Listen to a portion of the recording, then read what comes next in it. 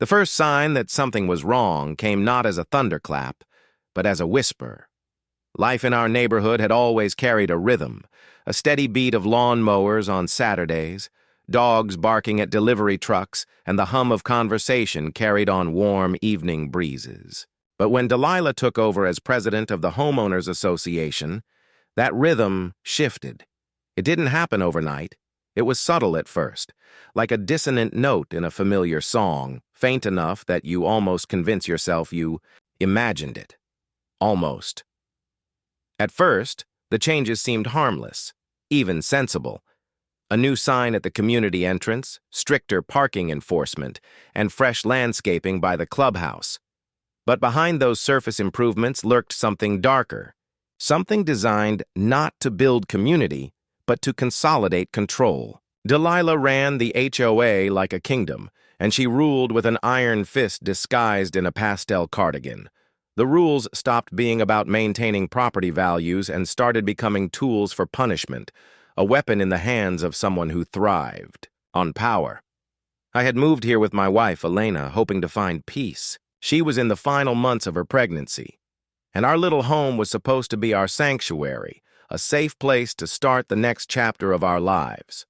We paid our dues, kept our property neat, and minded our own business. We thought that would be enough to stay out of trouble. But people like Delilah don't leave you alone when they've marked you as a threat. And somehow, without even realizing it, we'd become her enemy. It started with notices. Those passive-aggressive letters slipped into our mailbox, citing supposed violations. The first one claimed our recycling bin had been left at the curb. Too long, though it had been picked up that morning like everyone else's. The next accused us of unapproved landscaping changes because I planted native flowers in the front yard instead of the regulation shrubs. They were small things, trivial things, but each letter carried the same tone, condescending, accusatory, and unmistakably threatening. Elena tried to laugh it off, but I could see the worry in her eyes. We'd both heard stories of HOAs going after homeowners with relentless lawsuits and crushing fines. At first, I played along. I trimmed the flowers back, brought the bins in earlier, and even repainted the mailbox post to match the approved color swatches. But the letters didn't. Stop! If anything, they escalated. Suddenly, our fence was too high by an inch. Our porch furniture was unapproved. Even the wreath Elena hung on the door for spring was flagged as a violation of community aesthetic standards. It became clear that this wasn't about rules at all. This was about us. I tried reaching out politely, asking for clarification, but my emails were met with canned responses and veiled threats about escalating matters to legal counsel. That's when I began to understand the truth. Delilah thrived on fear. She wanted us to bend, to cower, to accept that she alone dictated what was acceptable in this neighborhood. But I wasn't built that way. I had served my time in the military, faced down situations where real danger pressed in on all sides. Compared to that, Delilah's paper-thin intimidation tactics seemed laughable. Still, the real concern wasn't me. It was Elena. She was 8 months pregnant, and stress wasn't just uncomfortable, it was dangerous. I couldn't let this woman's obsession put my wife or our unborn child at risk, so I began to push back, quietly at first.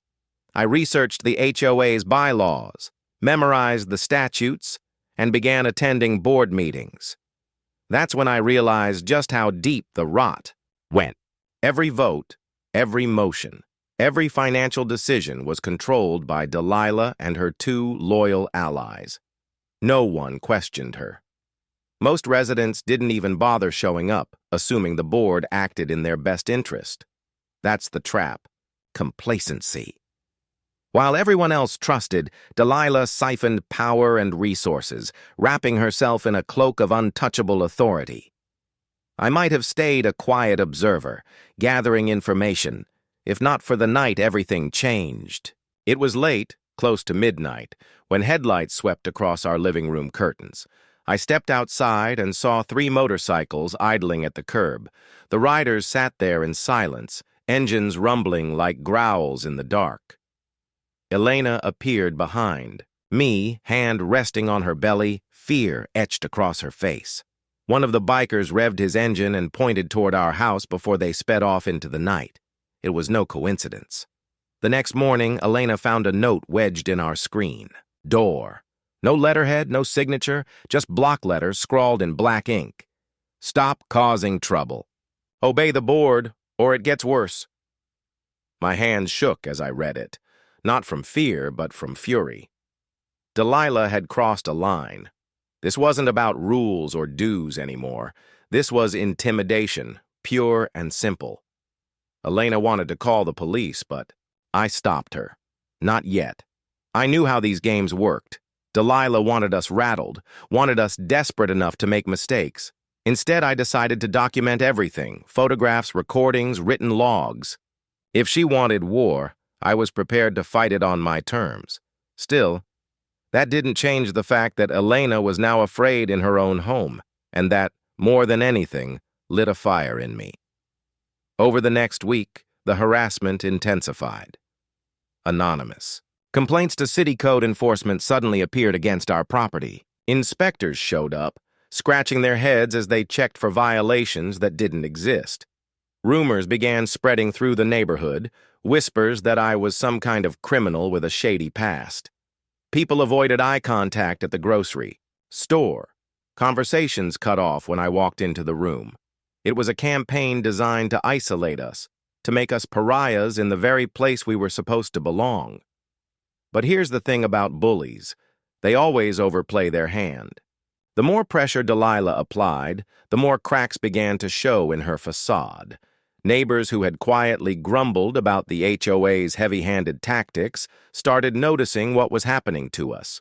Some sympathized in hushed tones, slipping me copies of their own violation letters and unexplained fines.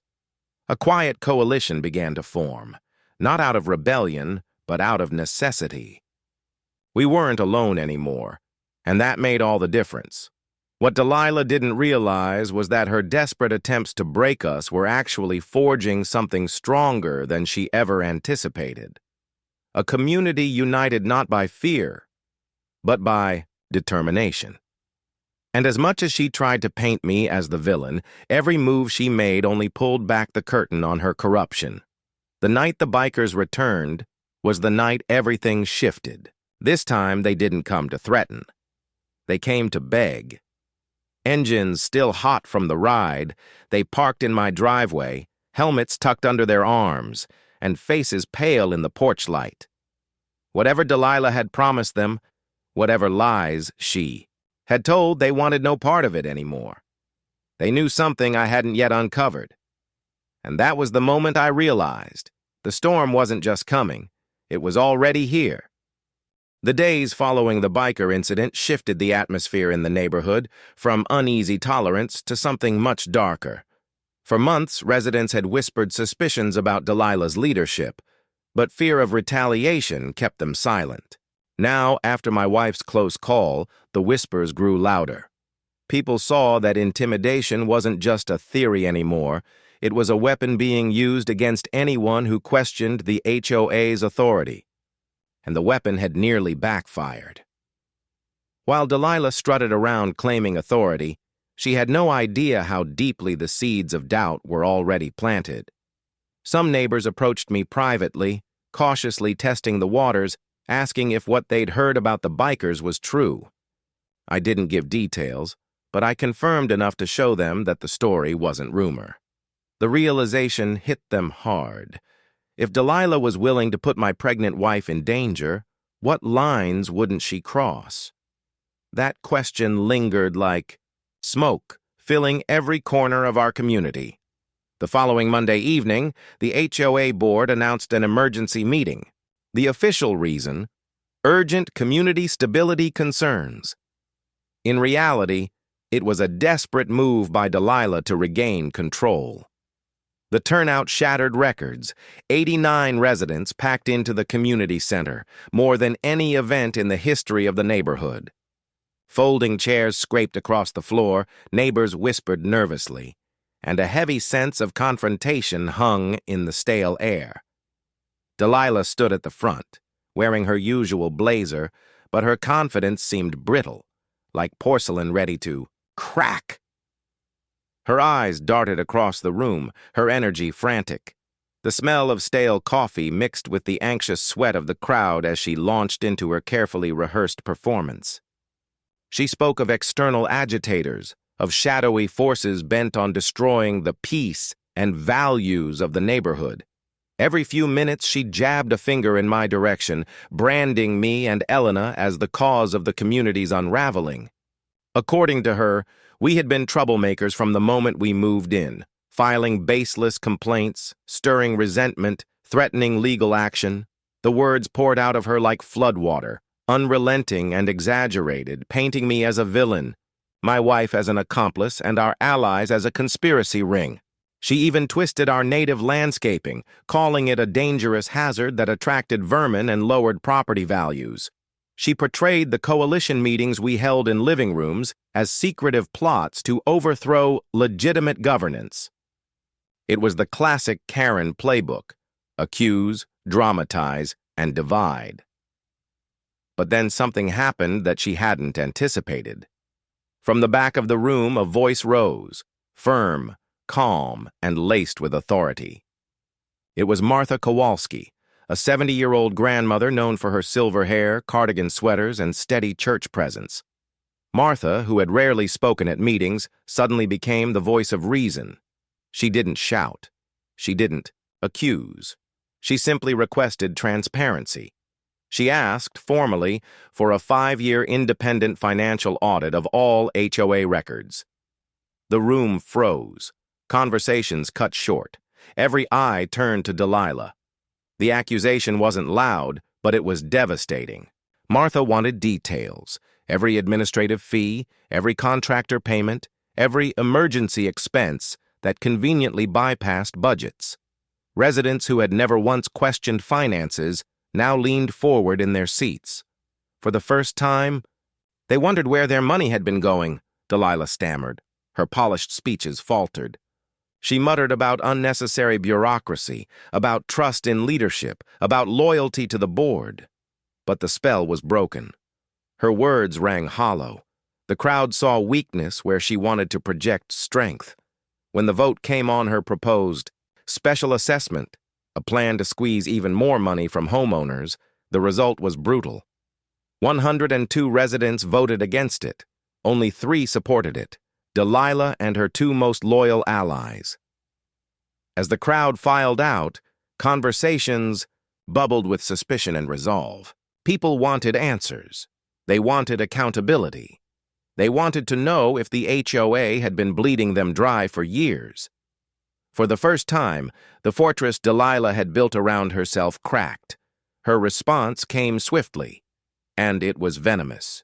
Within a week, she unleashed a campaign of harassment designed to break spirits and silence dissent. Anonymous complaints flooded city code enforcement about supposed violations at dozens of properties. I received notices accusing me of running an illegal business from home. She tried to have the playground condemned with fabricated safety reports. She even spread rumors that I was under federal investigation, whispering poison into the ears of anyone who would listen. But the cruelty backfired. Instead of weakening resolve, it strengthened unity. The more she lashed out, the more obvious her desperation became, and her biggest mistake was still ahead. Desperate to uncover something damning about me, Delilah hired a licensed private investigator. She expected him to dig up financial scandals, military misconduct, or hidden skeletons. Instead, he found the opposite. My record was clean. My business was legitimate. My reputation untarnished. But in the process of digging, he stumbled on something far more dangerous. For her. His investigation uncovered a web of financial irregularities that linked directly to Delilah. Bank records she thought were buried, hidden accounts, contractor relationships that violated conflict of interest laws, a pattern of suspicious transfers that stretched back years, even before she became president of our HOA. It was a Pandora's box of corruption. The investigator, bound by professional ethics, couldn't continue representing her once he uncovered evidence of potential crimes. Instead, he contacted me directly, apologizing for being part of her scheme. He advised me to bring the findings to the district attorney. Delilah had unknowingly paid someone to hand me the ammunition I needed, and so the tables turned. The more Delilah fought, the weaker she became. Her attacks, once terrifying, now looked like tantrums. Neighbors grew bolder. "We support transparency" signs appeared in yards. Informal watch groups morphed into support networks for families targeted by her harassment. A GoFundMe for legal costs raised $12,000 in 2 days. The community was no longer fractured, it was united. Delilah, however, refused to see the writing on the wall. She doubled down, clinging to the victim role she had weaponized for so long. Her next move was predictable, yet reckless. She filed a restraining order against me, claiming I had used my military training to stalk, intimidate, and threaten her. She presented doctored recordings, fabricated witness statements, and dramatic declarations about fearing for her safety. But this time I was ready. My security system had documented every interaction. Forensic experts verified that her audio files were crude edits. The judge, unimpressed, not only threw out her petition but also suggested she consider hiring a criminal defense attorney for filing false police reports. Watching her storm out of the courthouse red-faced and humiliated, I realized her empire was crumbling faster than even I had predicted. The community wasn't just awake now, it was rallying. And Delilah's attempts to smear me had done the unthinkable. They had transformed me from target to symbol. She had unleashed bikers, lies, and false charges, but instead of destroying me, she'd given me the platform to bring her down. And this was only the beginning. The more Delilah pushed, the more people began drifting toward my side of the fence. Not everyone came forward openly. Fear still ran deep, but behind closed doors, alliances formed. Every day, a new neighbor would stop me on my morning walk, or knock softly on my door in the evening just to whisper, "You're not alone. We've had enough too." It started with a man named Harold, a retired accountant who had lived in Willowbrook for 20 years. He arrived one evening carrying 2 worn cardboard boxes. Inside were folders, receipts, and printouts he'd been quietly collecting for nearly a decade. He had suspected Delilah's financial games for years, but never had the courage to confront her. "I'm too old for her nonsense," he told me, sliding the boxes across my dining table. "But you've got the spine for this fight." Harold's boxes revealed patterns no one else had pieced together. Landscaping companies that billed for work never done. Security patrols that existed only on paper. Thousands spent on maintenance. Equipment that nobody had ever seen. And hidden among the records was a name that popped up again and again. Russell Greer. Russell was no stranger to the neighborhood. He owned a contracting company that had the HOA locked into endless overpriced projects. Roof inspections, road resurfacing, even repainting the clubhouse every 3 years like clockwork.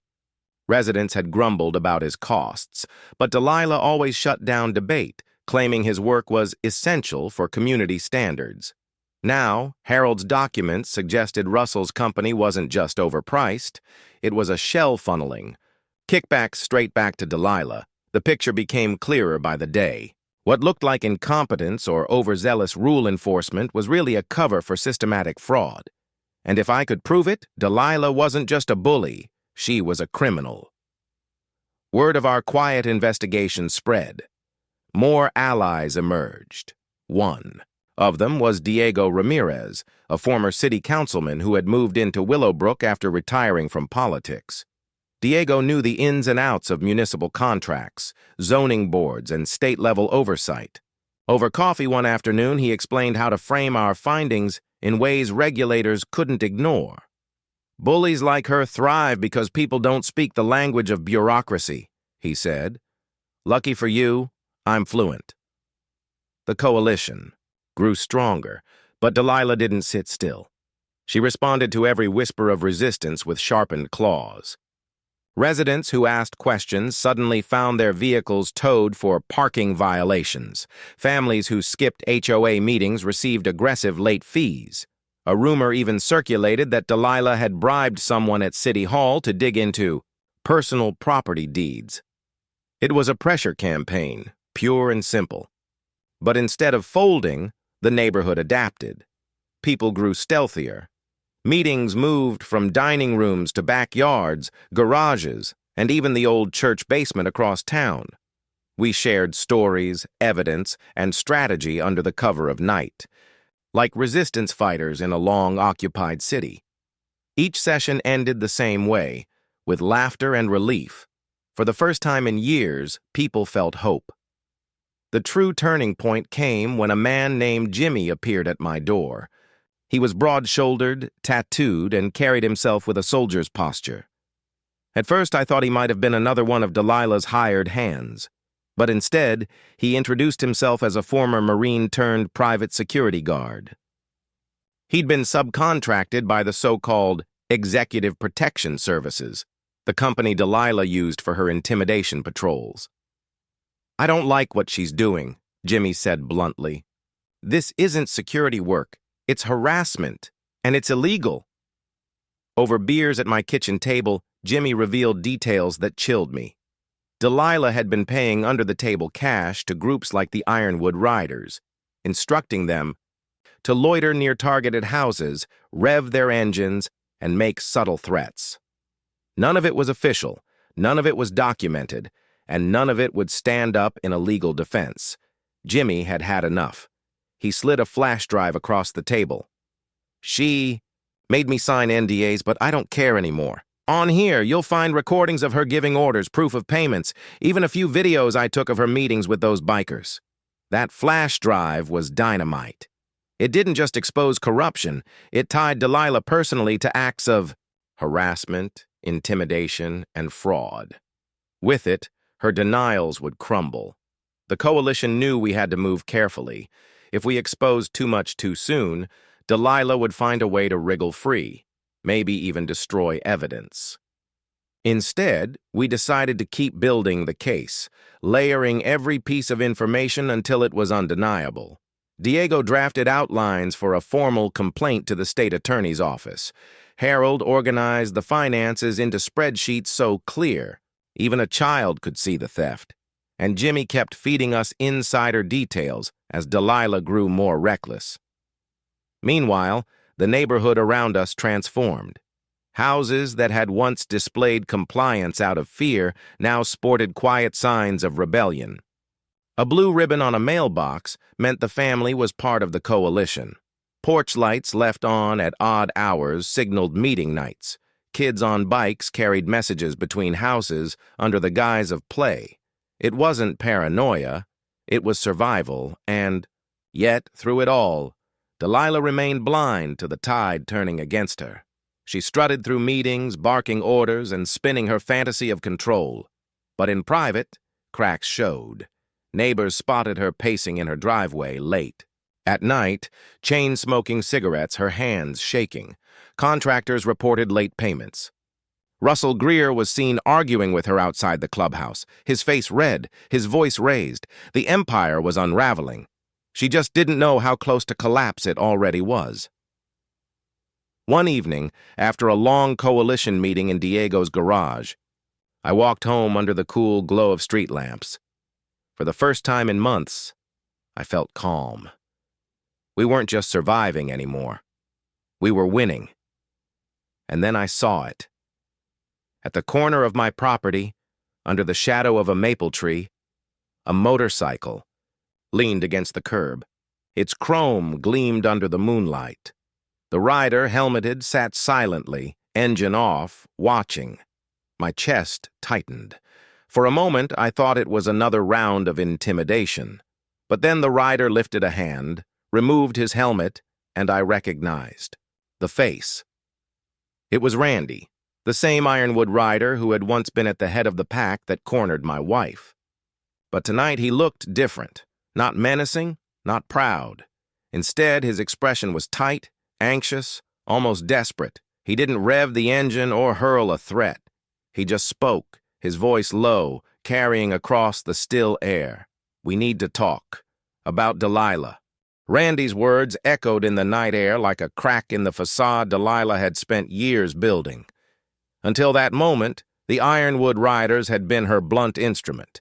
Loud engines, leather jackets, and intimidation tactics meant to make homeowners cower. Yet here was their lead man, sitting quietly on his bike at the edge of my property, asking for a private conversation. It was a signal that the tide wasn't just turning, it was collapsing under her feet. We walked to my porch, his boots heavy against the wooden steps. He looked uneasy, glancing over his shoulder as if Delilah herself might appear from the shadows. I offered him a chair, but he stayed standing, arms crossed. "I'm done," he said flatly. "Delilah's poison. She promised us steady money. For just showing up, scaring a few folks, but it's gone too far. Some of the boys, they don't want to be part of this anymore." It was strange, seeing the same man who once terrified my wife now standing like a penitent before me. His voice lacked bravado, stripped down to its raw core. He admitted Delilah had dangled cash and favors to keep the riders in line, but lately her payments were late, excuses piling up. Worse, she'd started demanding more. Direct confrontations, threats at front doors, even physical intimidation. "That's not what we signed up for," Randy muttered. "I'm not catching charges because some lady wants to play dictator." He leaned closer, lowering his voice. "You should know. She's planning something big, a show of force. Next HOA meeting. She wants us there, circling the clubhouse, making sure nobody speaks out. But a few of us won't do it, not anymore. You deserve a fair warning." The irony wasn't lost on me.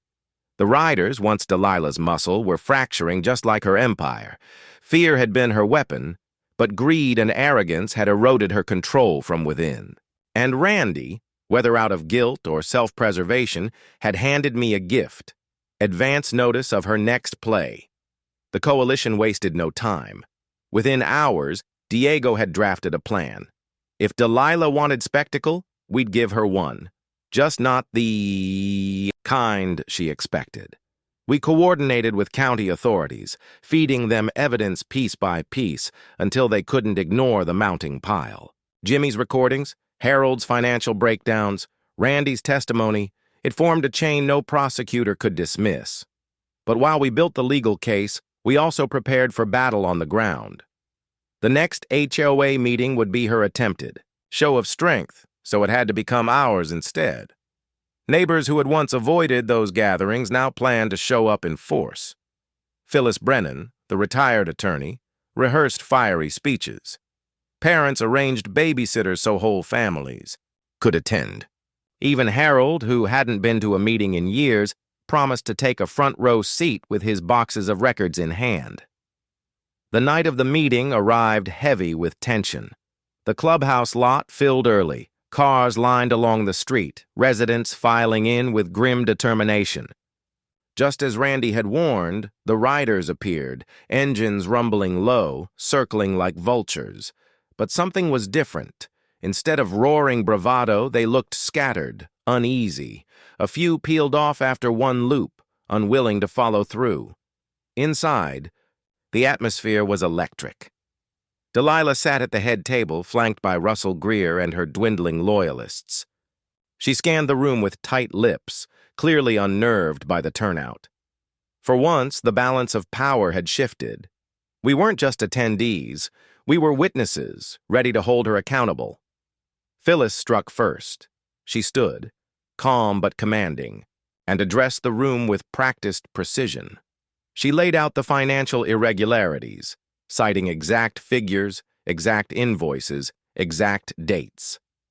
The air grew heavier with each revelation. Russell shifted uncomfortably, Delilah's face tightening, like stone. Then Harold rose, hauling his boxes to the center table.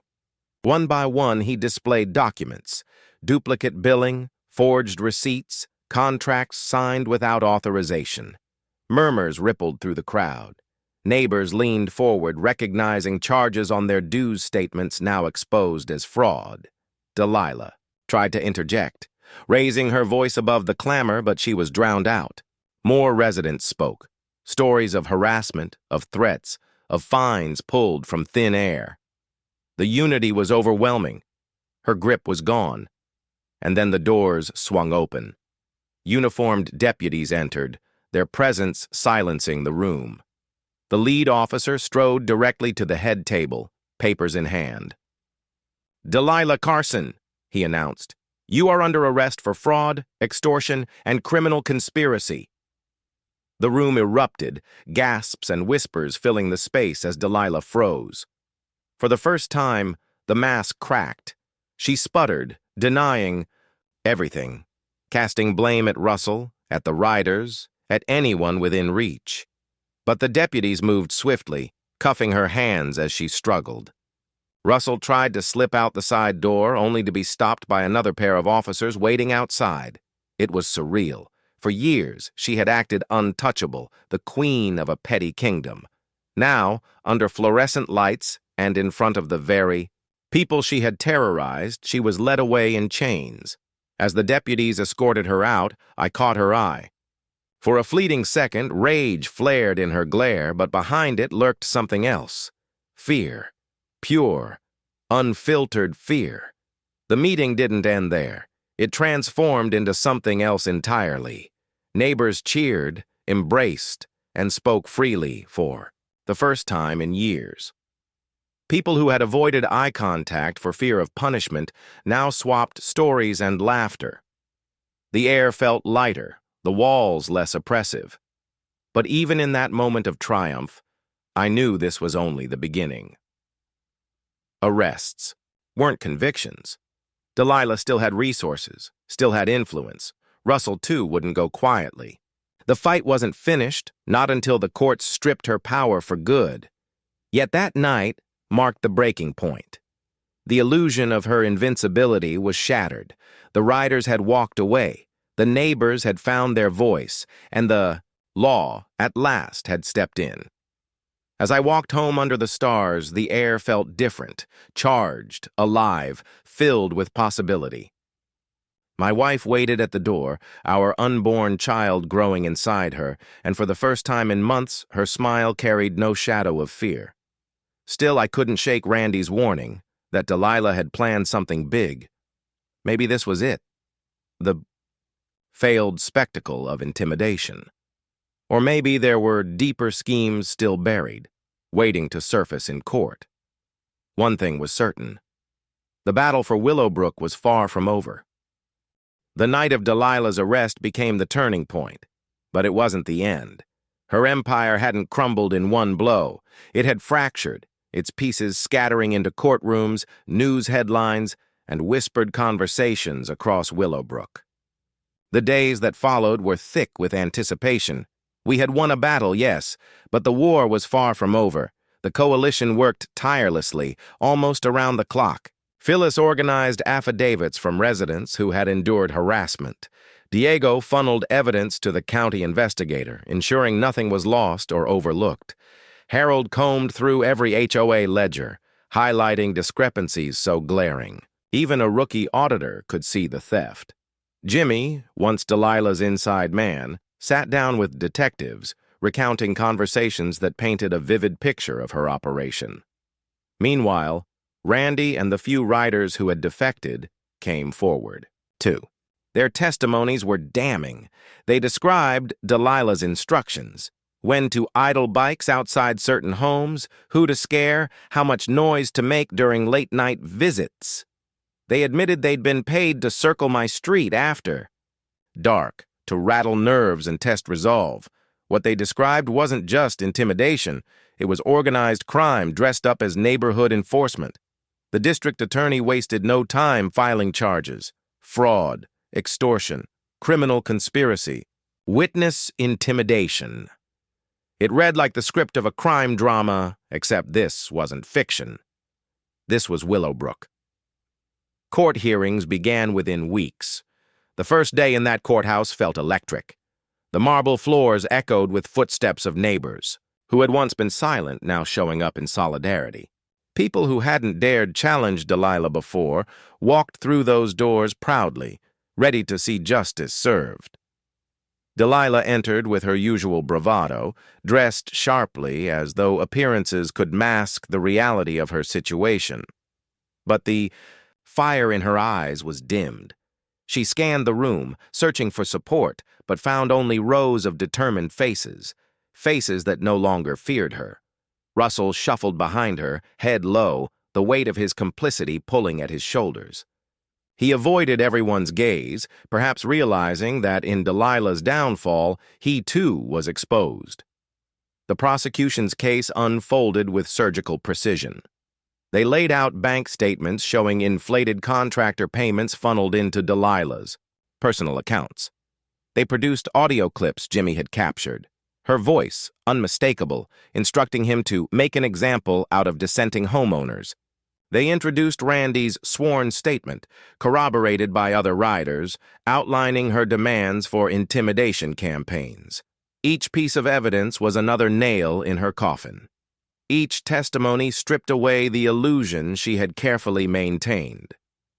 Phyllis, who had once practiced law herself, whispered commentary during breaks, explaining the legal maneuvers to those of us less familiar with courtrooms. "The evidence is airtight," she said one afternoon, adjusting her glasses. "They'll push for a plea deal soon, mark my words." And she was right. By the third week, Delilah's defense team floated the idea of negotiating. But the district attorney refused leniency. Too many lives had been disrupted, too much money stolen, too much fear inflicted. When the verdict finally came, the tension in the courtroom was unbearable. We sat shoulder to shoulder, hearts pounding. The foreman rose, reading the decisions count by count. Guilty, guilty, guilty. The word repeated like a drumbeat, reverberating through the chamber, through our bones. Delilah stood rigid, her face pale. The mask was gone. She looked not like a ruler, but like a fallen tyrant stripped of her crown. The judge wasted no time.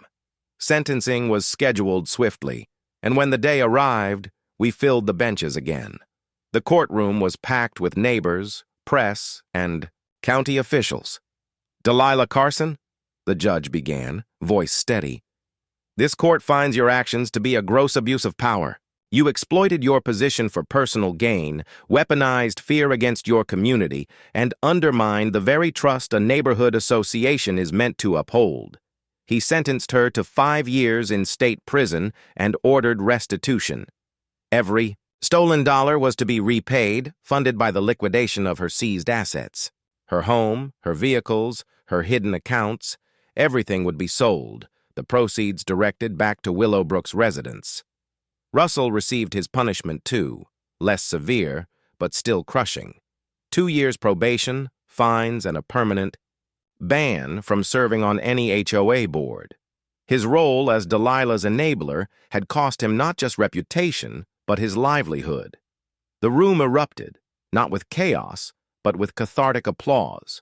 It was unorthodox in a courtroom, but the judge didn't silence it. Perhaps he understood. This wasn't just about one woman's crimes. It was about a neighborhood reclaiming itself. Neighbors hugged in the hallways, some with tears streaming down their faces. Harold clutched my hand, whispering, "We did it. We finally did it." For a man who had carried resentment for years, the relief in his voice was profound. As the courthouse emptied, news crews swarmed, eager for sound bites. But the real victory wasn't for the cameras. It was in the sense of unity that lingered. We had stared down corruption and won, not as individuals, but as a collective. That night, back at Willowbrook, the atmosphere was unlike anything I'd experienced there before. The streets buzzed with conversation, laughter spilling from porches, children riding bikes long after sunset without nervous parents calling them in. It was as though the neighborhood itself breathed easier, the weight finally lifted.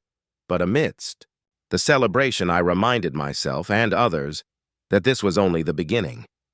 Justice had been delivered in court, yes, but rebuilding a community required more than verdicts and sentences. It required trust, effort, and time. We scheduled a town hall for the following week, not under the HOA's control, but under ours. Residents would decide what Willowbrook should become, how it should function, how it should never again fall prey to tyrants disguised as leaders. That meeting promised to be different. For once, the voices in the room wouldn't be silenced by fear. They'd be free, unchained, ready to shape the future. And as I looked around my street, seeing neighbors wave at each other like old friends, I realized something profound. Delilah's reign had been built on division, but her downfall had forged unity. The HOA may have been weaponized, but we had taken it back. And now, for the first time in a long time, Willowbrook belonged to its people again. Still, one final chapter remained. Beyond courtrooms and restitution, beyond sentencing and paperwork, lay the true test. Whether this neighborhood could transform, heal, and thrive. That story was only just beginning. The gavel had fallen, the sentences delivered, and the shadows that once loomed over Willowbrook had lifted. But anyone who thought Delilah's prison sentence was the end of our story didn't understand the scars she left behind. Her departure wasn't a clean break, it was a chance, a fragile chance for rebirth. What we did with it would decide the neighborhood's legacy. The week after sentencing, we gathered for the first town hall free from HOA tyranny. It wasn't in the sterile conference room Delilah had claimed as her throne, but in the local community center. Folding chairs lined the basketball court, neighbors trickling in with cautious optimism. No guards at the door, no approved speaker lists, no threats for asking hard questions. For once, this was our space. Harold, who had spent years paying fines for imaginary violations, was one of the first to step to the microphone. His voice cracked, but he spoke with conviction. We can't just erase what happened, but we can make sure it never happens again. We need transparency. We need accountability. And above all, we need each other. Applause filled the gym, loud and genuine. For so long, voices had been stifled. Now they rose together, unafraid. Phyllis presented a framework she had drafted with Diego's help. It wasn't an HOA in the traditional sense, but a community coalition, voluntary, transparent, and fully resident-run. Decisions would be made through open votes. Finances would be posted monthly on a public board. Disputes would be mediated, not punished. It was governance by cooperation, not control. Skeptics voiced concerns. After all, wounds don't heal overnight. Some worried about freeloaders, others about whether old divisions could resurface. But as the discussion flowed, something remarkable happened. People listened. They debated, disagreed, compromised, and eventually found common ground. For once, unity wasn't a slogan, it was a practice. In the months that followed, Willowbrook transformed. Saturday mornings became volunteer workdays. Lawns trimmed, fences painted, common spaces cleaned, not because rules demanded it, but because neighbors cared. Kids sold lemonade on corners without fear of unlicensed vendor fines. Porch lights stayed on later, laughter spilling from patios. The old HOA office, once Delilah's fortress, was stripped bare. The sign was torn down, replaced by a hand-painted mural designed by local teenagers. Bright colors, bold letters reading, Willowbrook United. Where fear once lingered, pride now blossomed. Financial restitution trickled in too. Proceeds from Delilah's seized assets were distributed back to residents. Some used it to catch up on bills she'd burdened them with. Others donated portions to the coalition fund, ensuring no one would ever face surprise fees again. It wasn't about the money. It was about closure, about reclaiming what had been stolen. Even the Ironwood riders, or at least some of them, sought redemption. A handful who'd testified against Delilah began showing up at community events. They parked their bikes respectfully, No engines roaring through the night. One even volunteered to build benches at the playground. Their past couldn't be erased, but their willingness to contribute spoke volumes. Jimmy became something of a folk hero. His quiet bravery, turning against Delilah while risking his safety, earned him respect. He declined every spotlight, preferring to sit at the back of meetings, but his presence reminded us that even inside the enemy's camp, there could be allies. And me? My role shifted from fighter to builder. I spent evenings walking the neighborhood, not patrolling in fear, but greeting families who now trusted the streets again. My wife, who had once trembled at the sound of engines outside, now rocked peacefully on our porch swing, cradling the daughter we had welcomed into this new chapter of life. Our little girl would grow up in a willow brook, free from intimidation, free from tyranny. That thought alone made every battle worth it. Of course, challenges remained. Democracy is messy. Not every meeting ended with unanimous applause. Disagreements surfaced over budgets, over noise ordinances, over who got to reserve the community center for events. But these weren't crises. They were signs of a living, breathing neighborhood. And unlike before, disagreements didn't end in threats or fines. They ended in compromise. News of our transformation spread beyond our borders. Local reporters returned, not to cover scandal, but to highlight resilience. Other neighborhoods reached out, asking how we had dismantled our HOA and replaced it with something better. What began as our fight against one tyrant became a model for communities across the county. Some even called it the Willowbrook Way. The true power of our victory wasn't in Delilah's downfall. It was in proving that ordinary people, united, could dismantle corruption and rebuild something stronger in its place. One evening, nearly a year after the trial, we hosted a block party. String lights crisscrossed the street, tables overflowed with potluck dishes, music drifted into the warm air. Children chased fireflies while adults swapped stories of the bad old days. There was laughter, yes, but also reflection, because remembering where we'd been made, where we stood, all the more meaningful. I looked around at the faces illuminated by lanterns and headlights. Neighbors once divided by fear were now bound by trust. People who had hidden behind locked doors now danced barefoot in the street. And in that moment, it struck me. This wasn't just a return to normalcy. This was something better. Something earned. Later that night, after the party had ended and the neighborhood quieted, I walked to the mural where Delilah's office once stood. The colors glowed faintly under the streetlight. I thought of the trials, the evidence, the gavel striking. Wood. I thought of my wife's fear, the rider's intimidation, the weight of fighting a war we hadn't chosen. And then I thought of my daughter sleeping soundly inside our home, a future unshackled from those shadows. Willowbrook wasn't perfect. It never would be. But it was free. And in that freedom, it had found something greater than order. It had found unity, resilience, and hope. Delilah's reign was a chapter, ugly and oppressive. But it wasn't the final chapter. This was the rebirth of Willowbrook. And this time, the story was ours to write.